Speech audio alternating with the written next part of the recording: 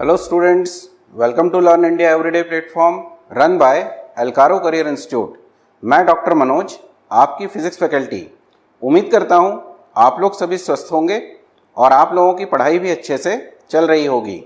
आज के इस सेशन में हम पढ़ने वाले हैं कॉम्बिनेशन ऑफ रेजिस्टेंसेस को। पिछले सेशन में हमने पढ़ा था इलेक्ट्रिक करंट को, हमने ओम्स लॉ पढ़ा, साथ में हमने ओम्स लॉ के साथ साथ ये भी पढ़ा कि करंट डायरेक्शन होल्ड करने के साथ ही एक स्केलर क्वांटिटी होती है। उम्मीद करता हूं कि आपको वो कंसेप्ट ध्यान होंगे। चलिए स्टार्ट करते हैं आज के सेशन को। तो बच्चों, आज हम जो टॉपिक यहाँ डिस्कस करने वाले हैं वो है कॉम्बिनेशन ऑफ रेजिस्टेंसेस। टॉपिक को स्टार्ट करने से पहले हम ये समझते हैं कि इस टॉपिक की हमें नीड क्या है। जनरली हमारे पास कुछ पर्टिकुलर वैल्यूज के रेजिस्टेंस एग्जिस्ट करते हैं।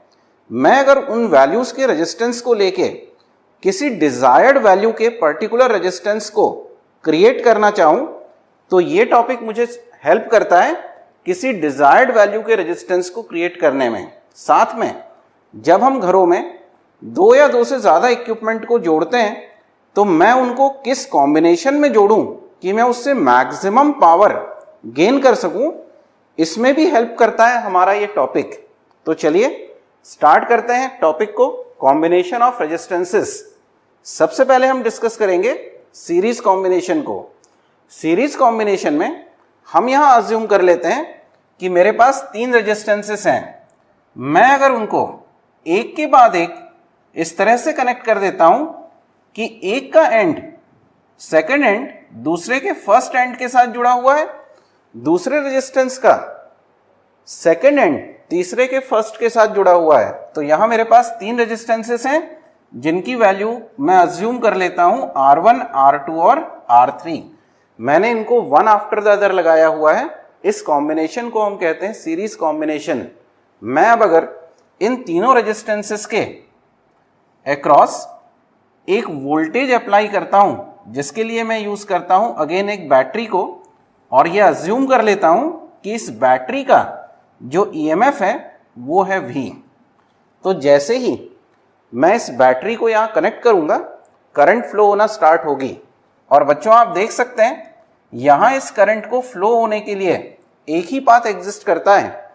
ये करंट बैटरी के पॉजिटिव टर्मिनल से फ्लो होना स्टार्ट होगी। सबसे पहले ये रेजिस्टेंस R1 में जाएगी, फिर आगे बढ़ेगी R2 में आएगी, फिर R3 में आएगी और लास्ट ये बैटरी के नेगेटिव टर्मिनल के ऊपर जाके एंड होगी। तो जब हम रेजिस्टेंसेस को सीरीज कॉम्बिनेशन में कनेक्ट करते हैं तो उस केस में करंट हमेशा कॉमन होती है, लेकिन जब ये करंट इन तीनों रेजिस्टेंसेस में से फ्लो होगी तो अकॉर्डिंग टू ओम्स लॉ इन तीनों रेजिस्टेंसेस के अक्रॉस वोल्टेज ड्रॉप होगा। तो हम अगर ये अज्यूम कर लें कि फर्स्ट रेजिस्टेंस के अक्रॉस वोल्टेज ड्रॉप V1 है, जिसका पॉजिटिव टर्मिनल उस डायरेक्शन में होगा रेजिस्टेंस के जहां से करंट इस रेजिस्टेंस में एंटर करती है, और दूसरी तरफ आएगा नेगेटिव पोटेंशियल। ठीक उसी तरह से R2 रेजिस्टेंसेस के अक्रॉस वोल्टेज ड्रॉप को हम मान लें V2 और R3 रेजिस्टेंसेस के अक्रॉस के वोल्टेज ड्रॉप को हम मान लें V3। तो यहां हमारे पास तीन रेजिस्टेंसेस के अक्रॉस जो वोल्टेज ड्रॉप होगा वो होगा V1, V2 एंड V3, और सर्किट में नेट करंट हमारे पास है I। तो अब अगर मैं यहां ध्यान से देखूं तो मैं ये कह सकता हूं according to energy conservation total voltage applied by the battery is divided into three potential differences which are drop across the resistances R1, R2 and R3। तो मैं यहां कह सकता हूं कि net potential V equal to V1 plus V2 plus V3। मैं इसको लिखता हूं इक्वेशन 1। तो बच्चों जब हम इसके डेरिवेशन पार्ट को शुरू करते हैं तो ध्यान रखना है सीरीज कॉम्बिनेशन में करंट कॉमन होती है, लेकिन जो वोल्टेज हम अप्लाई करते हैं वो तीन पार्ट में डिवाइड हो जाता है।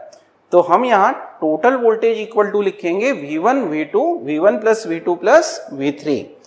अब मैं यहां अगर सिंपल ओम्स लॉ अप्लाई करूं अकॉर्डिंग टू ओम्स लॉ तो हम ये लिख सकते हैं according to Ohm's law V1 की value V1 equal to resistance की वैल्यू है R1 और इसमें फ्लो होने वाली करंट है I।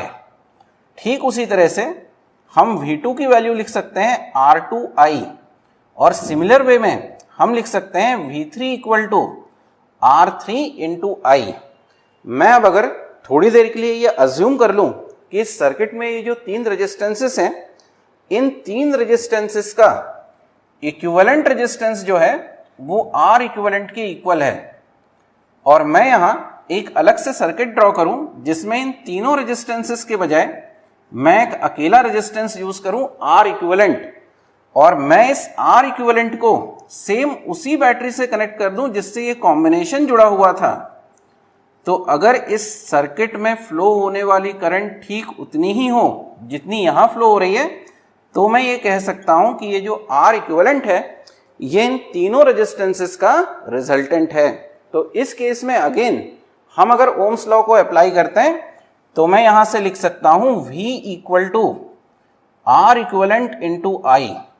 इन चारों इक्वेशंस को मिला के हम एक इक्वेशन नंबर दे देते हैं, इक्वेशन 2। अब हम यहां से सिंपल से अगर इन इक्वेशंस में V1, V2, V3 और V की वैल्यू को उठा के इक्वेशन 1 में सब्स्टिट्यूट कर देते हैं तो हम यहां से लिख सकते हैं V की जगह लिखेंगे R equivalent into I equal to R1I plus R2I plus R3I। हम यहां से R इक्विवेलेंट इंटू I की वैल्यू को वैसे के वैसा लिखते हैं और इन तीनों टर्म में से हम कॉमन निकाल सकते हैं I को। तो हम लिखेंगे ब्रैकेट में R1 plus R2 plus R3, और I को हमने कॉमन निकाल लिया। हम इस I को दूसरी तरफ के I से कैंसिल आउट कर सकते हैं। तो मेरे पास R इक्विवेलेंट का फॉर्मूला आया R1 plus R2 plus R3। तो मेरे पास तीन रेजिस्टेंसेस थे जिनको मैंने कनेक्ट किया सीरीज में, तो मुझे इस सर्किट का टोटल रेजिस्टेंस मिला R equivalent equal to R1 plus R2 plus R3। मान लीजिए आपके पास n नंबर ऑफ रेजिस्टेंसेस हैं और हर एक की आपको वैल्यू दी है R, तो हम यहां पे लिख सकते हैं R equivalent equal to R plus R कितने बार जोड़ेंगे? n times. तो मैं यहां डायरेक्टली लिख सकता हूं R equivalent equal to n multiplied by R।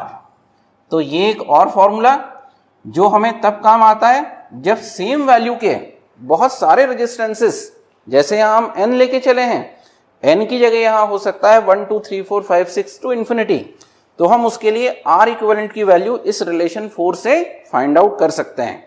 तो बच्चों हमने सीरीज कॉम्बिनेशन में तीन रेजिस्टेंसेस को ऐड करके इक्विवेलेंट रेजिस्टेंस का फॉर्मूला निकाला। हम इस फॉर्मूले से कंक्लूजन क्या निकाल सकते हैं? हम अगर ध्यान से देखें या हम कुछ वैल्यूज यहां अज्यूम कर लें। फॉर एग्जांपल मान लो हम लेते हैं R1 equal to 1 ohm, R2 equal to 2 ohm and R3 equal to 3 ohm. मैं आपसे पूछूं R इक्विवेलेंट कितना होगा?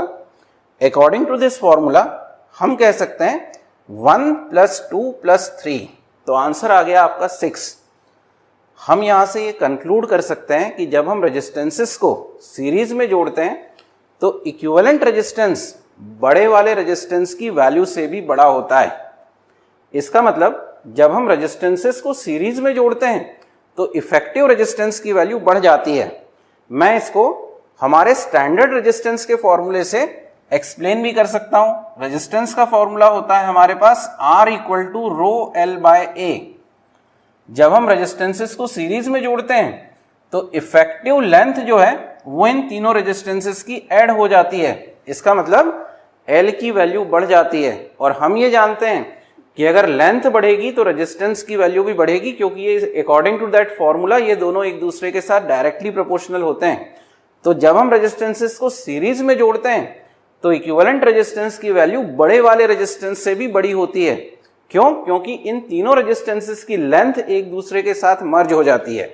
पहली चीज तो हमें ये ध्यान में रखनी है। दूसरा, अगर मेरे पास n नंबर ऑफ रेजिस्टेंसेस है इक्वल अमाउंट में, तो मैं डायरेक्टली n इंटू आर करके इक्विवेलेंट रेजिस्टेंस कैलकुलेट कर सकता हूं। तो बच्चों आज के इस सेशन में हमने सीरीज कॉम्बिनेशन में किस तरह से रेजिस्टेंसेस को हम ऐड करते हैं ये पढ़ा। नेक्स्ट सेशन में हम पैरेलल कॉम्बिनेशन के लिए फॉर्मूला डिराइव करेंगे और साथ में उसके कुछ कंसेप्ट भी सीखेंगे। तो आज का सेशन हम यही वाइंड अप करते हैं। नेक्स्ट सेशन में हम फिर मिलेंगे, तब तक के लिए नमस्कार।